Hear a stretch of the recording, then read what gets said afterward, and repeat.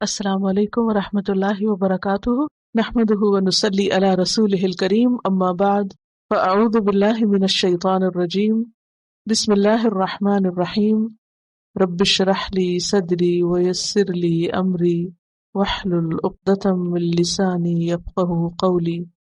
فإن پھر اگر آمنوا وہ سب ایمان لے آئیں، بمثل مانند بھی یہاں زائد ہے، مثل مانند طرح، لائک، سیم ایز، ما جو آمن تم ایمان لائے تم، بھی ساتھ اس کے، فقط پس تحقیق، اہتدوا وہ ہدایت پا گئے، اہتدا یہتدی اہتدا راہ راست پہ چلنا، وَإِنْ اور اگر تولوا وہ منہ پھیرے، تولا یا تولا کا معنی ہوتا ہے منہ پھیرنا، رخ پھیرنا، اعراض برتنا، ٹرن اوے کے معنوں میں، پھر اگر وہ منہ پھیرے اہتدوا کے مقابلے تولوا، فَإِنَّمَا تو بے شک ہم وہ فی شقاق مخالفت میں، شقاق کا لفظ جو ہے یہ شق ہونے سے ہے، شق کا یہ شک ہونا کیا ہوتا ہے؟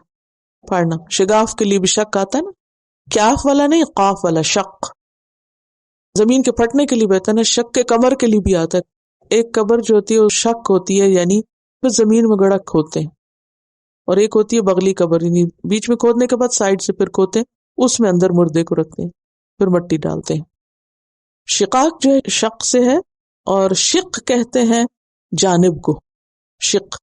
کبھی آپ نے لفظ شق سنا؟ شقوں میں اس کی کتنی شقیں ہیں، ٹکڑے کے معنی میں، کسی آرڈننس وغیرہ کے جو حصے ہوتے ہیں نا، تو عربی میں شقاق کا لفظ جو ہے یہ خلاف کے معنی میں آتا ہے، خلاف، مخالفت۔ مخالفت کب ہوتی ہے؟ جب ٹکڑے ٹکڑے ہوتے ہیں، ڈویژنز ہوتی ہیں، ایک ادھر ہو گیا ایک ادھر ہو گیا، پارٹی بازی ہوگی، گروہ بندی ہوگی، پھر ایک دوسرے کے خلاف ہو گئے، اور یہاں مراد گمراہی۔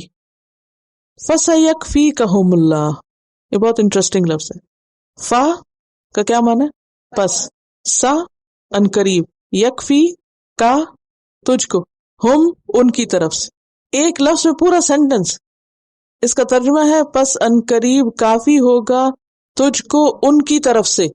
کتنا لمبا ترجمہ ہے، اور یہاں ایک ہی لفظ ہے، فَسَيَكْفِيكَهُمْ، اور الگ الگ کرانے کا مقصد یہی ہے کہ آپ لفظوں کو انالائز کر کے مطلب خود نکالیں۔ روٹ اس کا کیا ہے؟ کاف فا یا، کفا یکفی کافی ہونا، اللہ اللہ، وہو اور وہ، السمیع سننے والا ہے، فعیل کے وزن پر ہے، العلیم جاننے والا ہے۔ فَإِنْ آمَنُوا بِمِثْلِ مَا آمَنْتُمْ بِهِ، پھر اگر وہ لوگ ایمان لائیں جیسا تم ایمان لائے ہو، کون؟ یہود و نصارہ، فَقَدْ اهْتَدَوْا، تو وہ ہدایت پر ہوں گے۔ ہدایت کا معیار کیا ہے؟ کرائیٹیریا کیا ہے؟ کون سا ایمان؟ جو نبی صلی اللہ علیہ وسلم اور صحابہ کا ایمان تھا۔ بِمِثْلِ مَا آمَنْتُمْ، تم سے مراد کون ہے یہاں؟ نبی صلی اللہ علیہ وسلم اور صحابہ کرام، یعنی یہود و نصارہ اس وقت حق پر ہوں گے جب وہ ایمان لائیں گے جیسا تمہارا ایمان ہے۔ وَإِن تَوَلَّوْا، اور اگر وہ منہ پھیر جائیں، ویسا ایمان نہ لائیں، قرآن کو نہ مانیں، فَإِنَّمَا هُمْ فِي شِقَاقٍ، تو وہ تو ضد میں پڑے ہوئے ہیں، مخالفت کا شکار ہے۔ فَسَيَكْفِيكَهُمُ اللَّهُ، آپ پریشان نہ ہوں، نہیں مانتے، نہ مانے، تمہارا نقصان نہیں کر سکتے، ان کی طرف سے اللہ تمہیں کافی ہوگا۔ کیونکہ ہوتا ہے نا، جو ضد میں آ جائے، جو مخالفت شروع کر دے، پھر وہ آپ کو نقصان پہنچانے کی کوشش کرتا ہے، پھر انسان اس سے ڈرتا ہے۔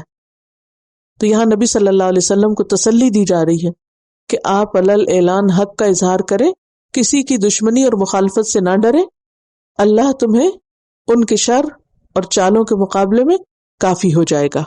یعنی اس میں نبی صلی اللہ علیہ وسلم کو خوشخبری دی جا رہی ہے، وَهُوَ السَّمِيعُ الْعَلِيمُ، اور وہ سننے والا ہے، جاننے والا ہے۔ اور یہ تاریخ گواہ ہے کہ جتنا بھی نبی صلی اللہ علیہ وسلم کا راستہ روکنے کی کوشش کی گئی، اس میں کوئی کامیاب نہیں ہوا۔ نتیجہ کیا نکلا؟ دین غالب ہو کر رہا، نبی صلی اللہ علیہ وسلم جو طریقہ لائے تھے وہ کامیاب ہوا، دین اسلام پوری دنیا تک پہنچ گیا۔ تو بنیادی طور پر یہاں ہدایت کا حقیقی معیار بتایا جا رہا ہے کہ ہدایت پہ کون ہے؟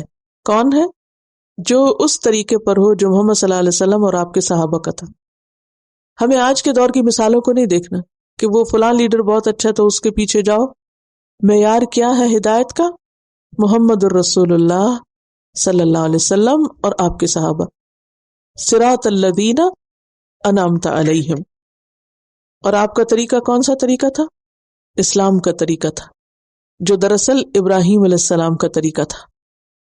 اور ابراہیم علیہ السلام کسی گروہ میں سے نہ تھے، کسی خاص فرقے میں سے نہ تھے. سبحانک اللہم و بحمدک نشہد ان لا الہ الا انت نستغفرک و نتوب الیک. السلام علیکم و رحمۃ اللہ وبرکاتہ.